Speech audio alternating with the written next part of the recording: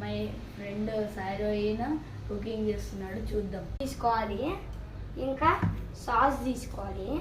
ఉంటే pizza packet వేసుకుంటే వేసుకోవచ్చు, లేకపోతే లేదు. ఇంకా బ్రెడ్ని ప్యాన్ మీద ఫ్రై చేయాలి గీతో ఫ్రై చేసుకున్నాం అనుకో. ఇప్పుడు మనం కట్ చేయాలి, అంటే పీసెస్గా, లేకపోతే మీరు బ్రెడ్తో కూడా ఇట్లా చేసుకోవచ్చు. నార్మల్ బ్రెడ్ ఇట్లా కట్ చేయాలి. ఇట్లా కట్ చేస్తాము, కట్ చేసేయాలి.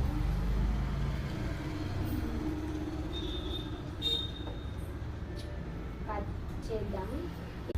అయితే కట్ చేసేస్తున్నా, ఇట్లా పీసెస్గా కట్ చేసుకోండి.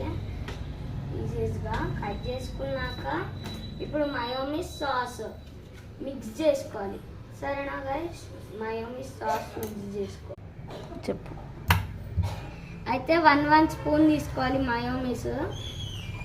1 స్పూన్ 4 బ్రెడ్స్కి అయితే 1 స్పూన్ సాస్ దాన్ని బట్టి తీసుకోవాలి.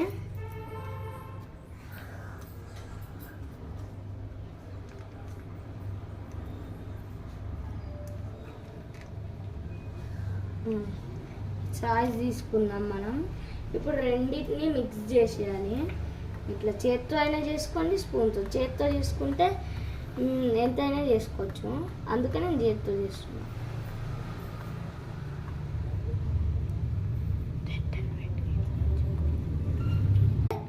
ఆన్ చేసిన.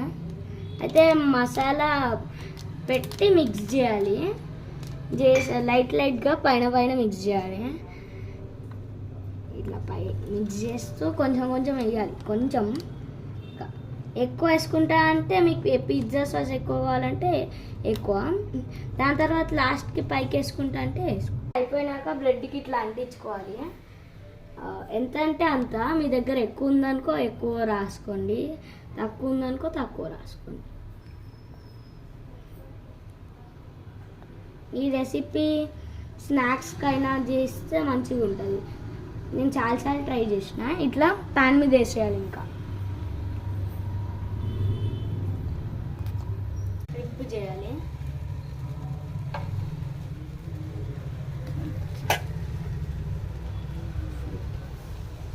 మంచిగా ఉంటుంది. చిన్న చేస్తాం. అయితే ఫ్లిప్ చేసుకుందాం.